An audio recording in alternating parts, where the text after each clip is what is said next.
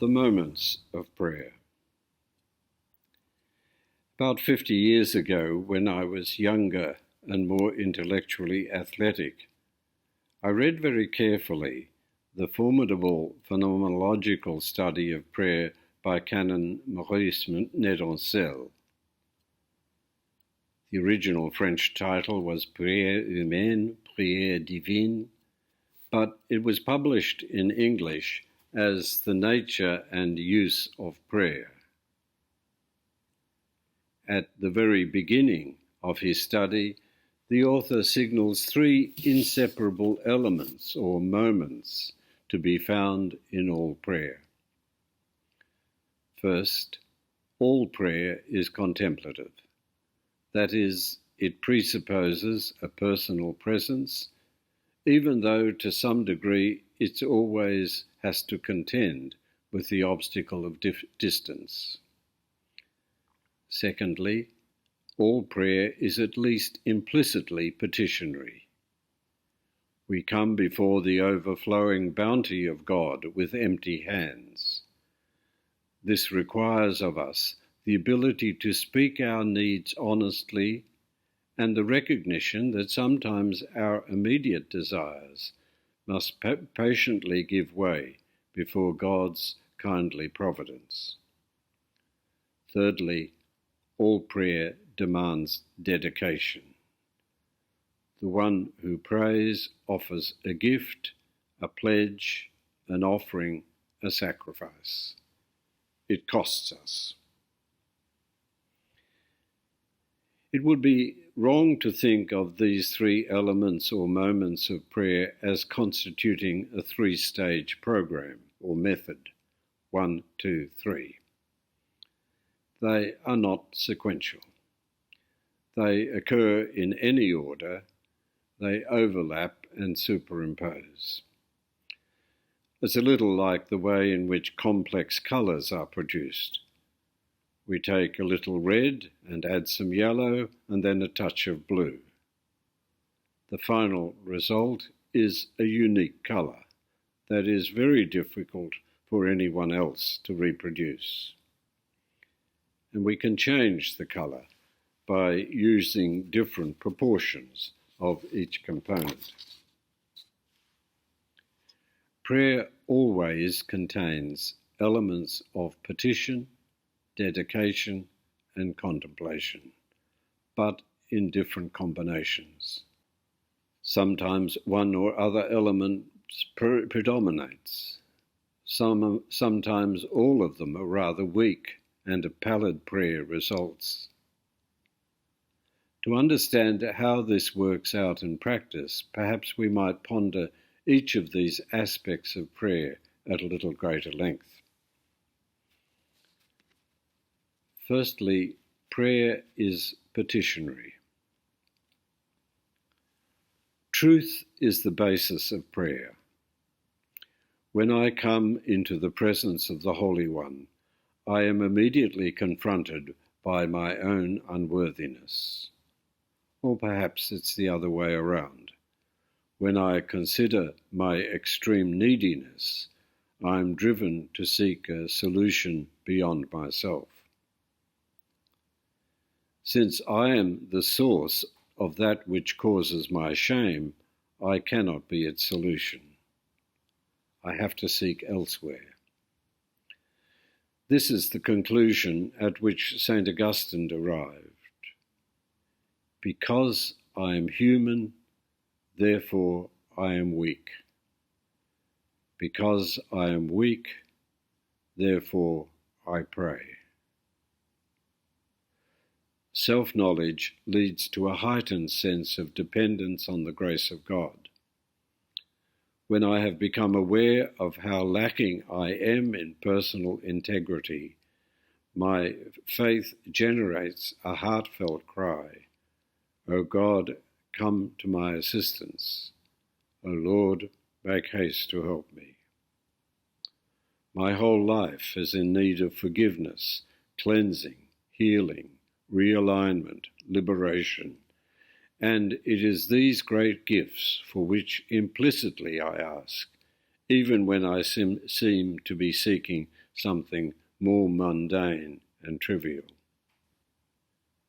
As was indicated in the text from St. John Cassian we considered in the first lecture, there is a prayer for every season in our life. Prayer expands. Although prayer seems to have intensely personal beginnings, it's not for long locked within solipsistic concerns. Informed by the dual command of love, which dictates the combination of vertical and horizontal dimensions, even as prayer reaches out to God, it also gradually expands its embrace to include other people and eventually the whole of creation. The first letter of Pope St. Clement I in the 2nd century already proclaims the universal extension of all genuine prayer. We ask you, Master, to become our helper and defender. Save those of us who are in trouble, have mercy on the lowly, raise up the fallen, manifest yourself to the needy, heal the sick, correct those of your people who are in error, satisfy the hungry, ransom those who are captives, lift up the weak, console those who are pusillanimous. May all nations come to know you, that you alone are God, and Jesus Christ is your child, and we are your people, the sheep of your pasturing. All prayer is all-inclusive. All prayer is directed to the coming of God's ultimate kingdom. My deeply felt appeal for help becomes the voice for all humanity.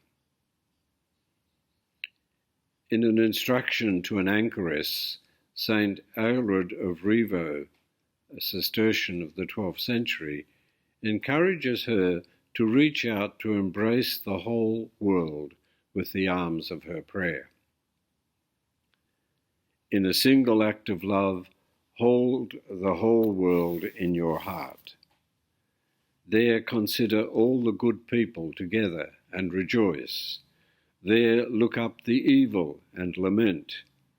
Gaze upon those in trouble and oppressed and share their sufferings. Within your soul, encounter the wretchedness of the poor, the wailing of orphans, the desolation of widows, the grief of those who mourn, the troubles of travellers, the dangers of those at sea, the offerings of virgins, the temptations of monks, the cares of prelates, the labour of soldiers. Open to all the breast of your love, let your tears flow for them.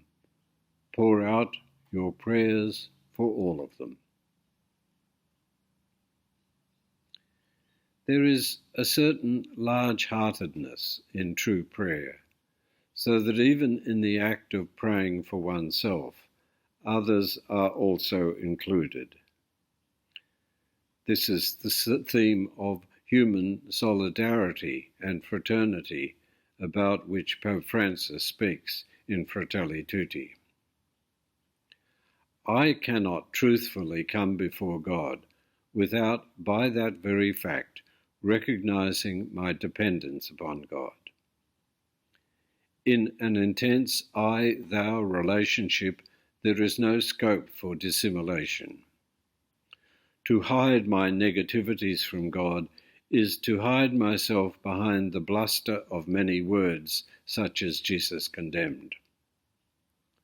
Just as we know in ordinary interchange, language can be used not only to communicate, but also to interpose a barrier to communication. So sometimes saying prayers cannot be allowed to become a substitute for entering into a relationship with God. In that case, our words are meant to maintain control, to keep God at a distance. This is probably why Martin Luther recommended few words but many meanings, and ancient monasticism arrived at the formula that prayer should be brief but frequent. A single glance is all that God needs to assess and accept the reality of our situation. For us, the process takes much longer. To appear shamelessly naked before God demands a great deal of confidence in God's preemptive and unconditional welcome. Because Jesus has revealed to us that God is our Father, we may well conclude that our personal prayer should be both intimate and uninhibited. As the psalmist reminds us, God knows the dust of which we are made, and does not expect superhuman efforts of us, either in our life or in our prayer. God does not limit relationships to high achievers. When we come before God, we become conscious of the liabilities that we carry, and these may well provide us with the starting point for our prayer. Lord, I am distracted by 1,000 frivolities. Forgive me, Lord, for I have sinned. Lord, I feel ill, and I think I'm developing a cold. Lord, I'm bitter and very angry. The great gift is to be able freely to bring these burdens into awareness and to allow the healing flood of divine acceptance to wash over us. Secondly, prayer is dedication. Despite the limpid simplicity of St. Benedict's admonition, let him simply enter and pray, most of us experience prayer as being a little bit more complicated than that. Perseverance in daily prayer is not easy. If prayer were not a challenge, it would not be necessary for us to spend time reflecting on it. A prayerful life demands much dedication and even a certain degree of doggedness. If we are able to persevere in its practice, some willpower needs to be exerted.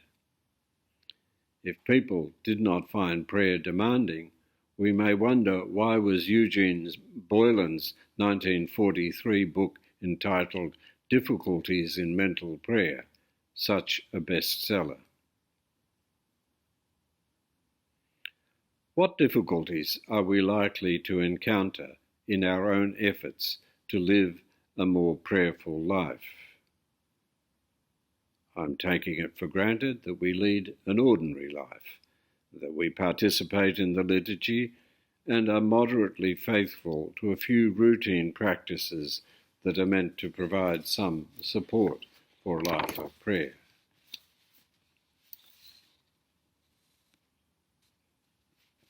The first problem that we need to overcome, that is offering us scope for our dedication, is that there are no measurable outcomes in prayer. The rules of cause and effect do not seem to apply. We can never know in advance what is going to happen, and our sessions of prayer rarely pass as we planned. Since the reward of tangible results does not attach to our efforts, we are often less motivated to continue. Second, there seems never to be enough time in the day to include prayer. As the cloud of unknowing states as long back as the 14th century, nothing is so precious as time. Work expands to fill most of the time available, and relaxation devours the rest. The time for prayer is often abrogated or curtailed. The most feasible solution is often to make a rule for ourselves, reserving a time and place for prayer so that there is some chance of avoiding its virtual disappearance from our life. We would do well to follow the recommendation of Abbot John Chapman. The only way to pray is to pray, and the way to pray well is to pray much.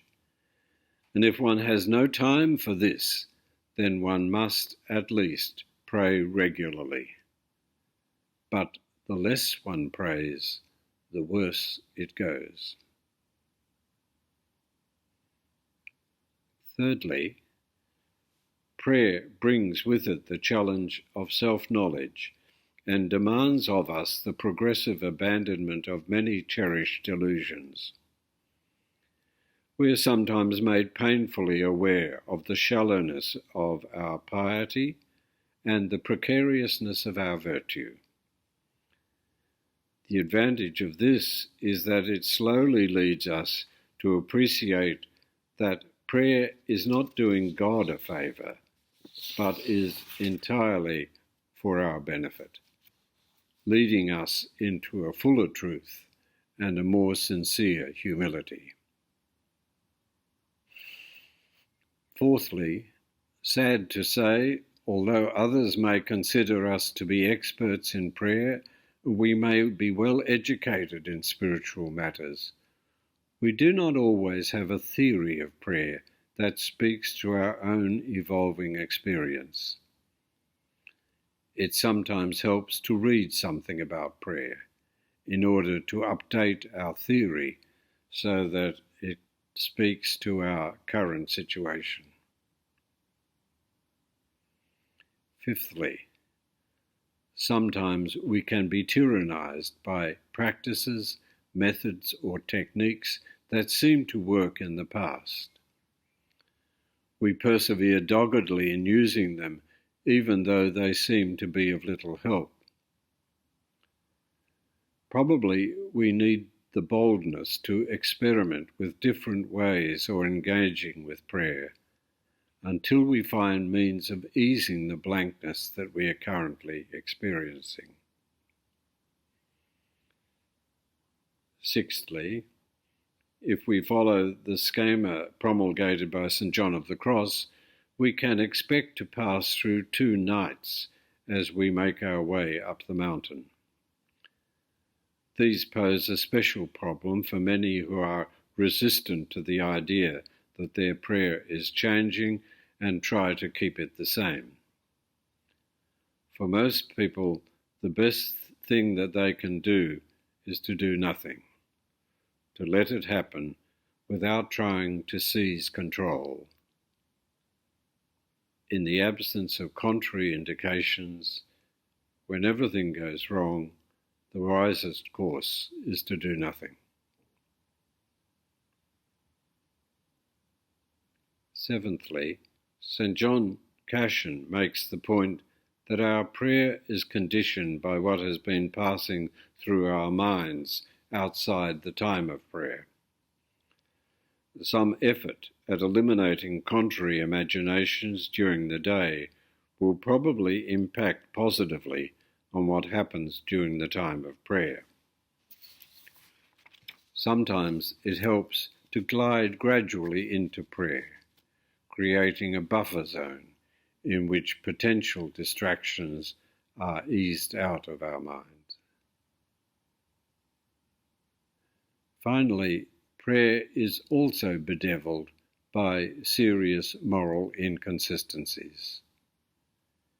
Richard Sipe, a psychologist who has treated many priests experiencing difficulty with celibacy, has found that the absence of an honest prayer life is either the cause or the effect of their moral collapse, or both. This is one instance which demonstrates the truth of the saying, if your prayer stinks, it's because your life stinks. The fact that our prayer is unsatisfactory or unsatisfying is no reason to discontinue its practice, but perseverance in what seems to be a fruitless exercise demands a good measure of dedication and patience and a strong faith in the power of even the most seemingly hopeless prayer. Here we may be encouraged by words put into the mouth of Christ by Julian of Norwich. Pray with your whole being, even though you think that it is no savour for you. For such prayer is very profitable, even though you feel nothing. Pray with your whole being, though you feel nothing, though you see nothing, even though it seems impossible for you.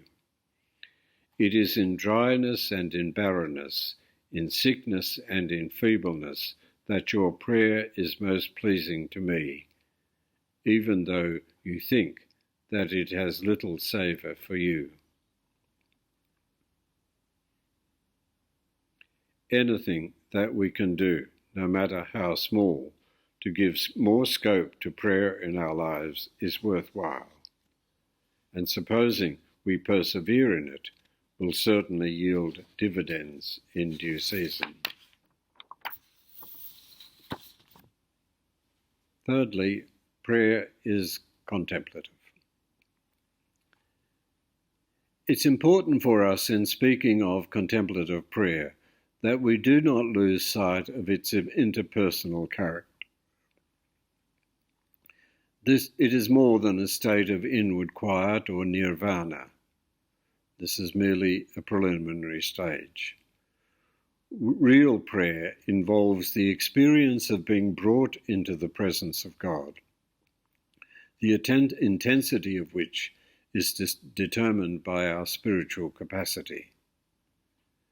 This means that the experience becomes more profound, more moving, more deeply personal, as we make progress in holiness and humanity.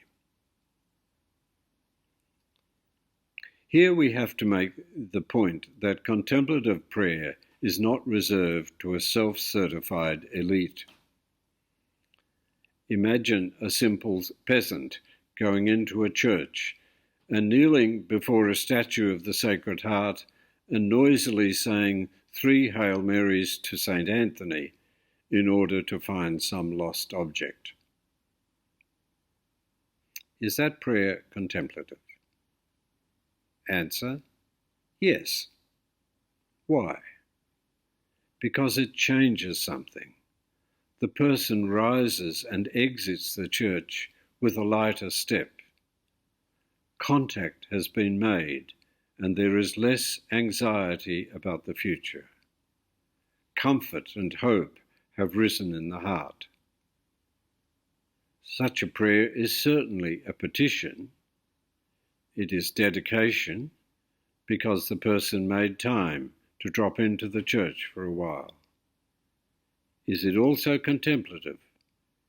Yes, amidst all the confusing elements, contact has been made with God. The I-thou relationship has been reactivated. It's not very flash, but it's real.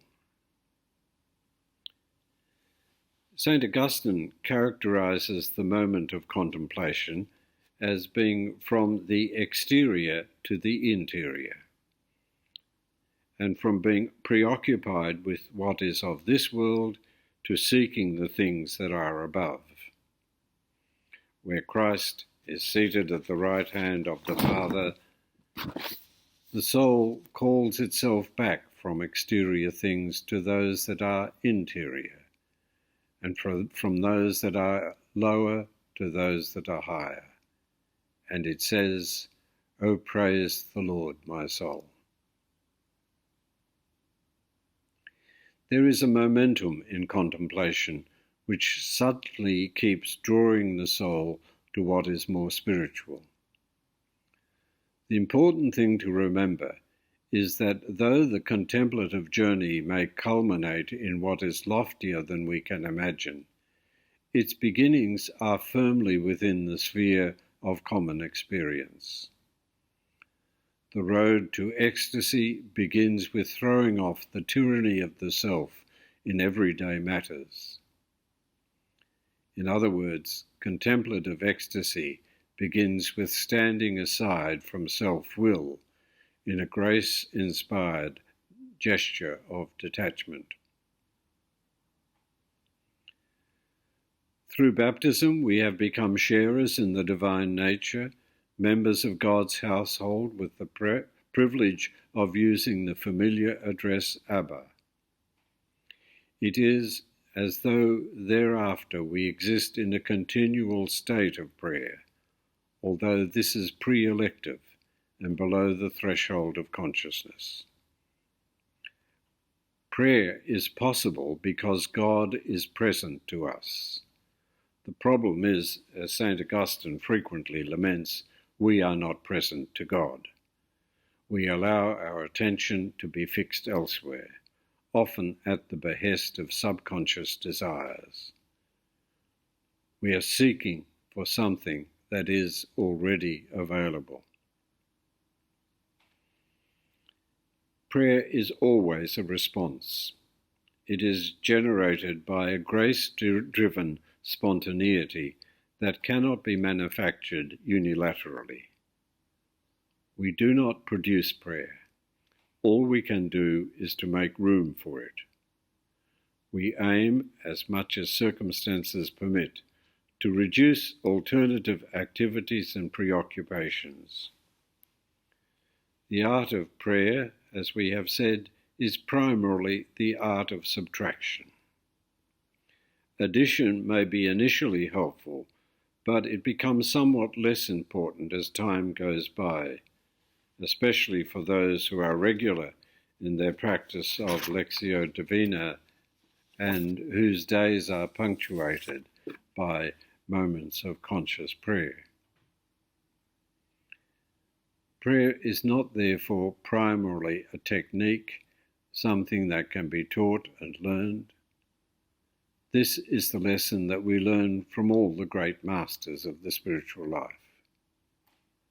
We can develop organizational skills that enable us to include time for regular prayer in our daily schedule. We can close down the rampages of wild, wanton wits, as the cloud of unknowing suggests. We can learn techniques of mental concentration and emotional quiet. These are, as it were, the setting or the kindling that can bring us to the point of prayer.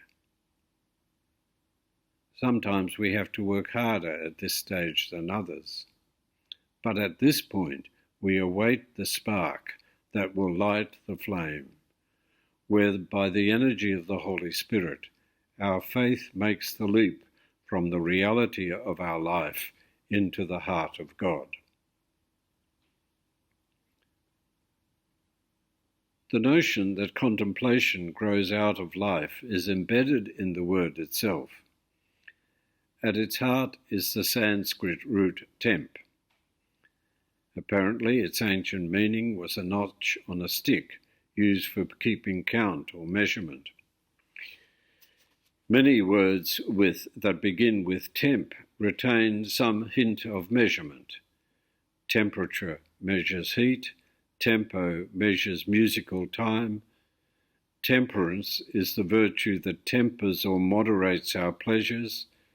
Temperament is a measure of our prevailing psychological attitude. A template is something that allows us to give a pre-decided form to what we are creating.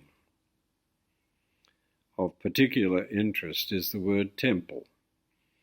Originally, this referred to a measured area in the sky, and later came to signify a sacred precinct on earth, which in some way mirrored the heavenly archetype.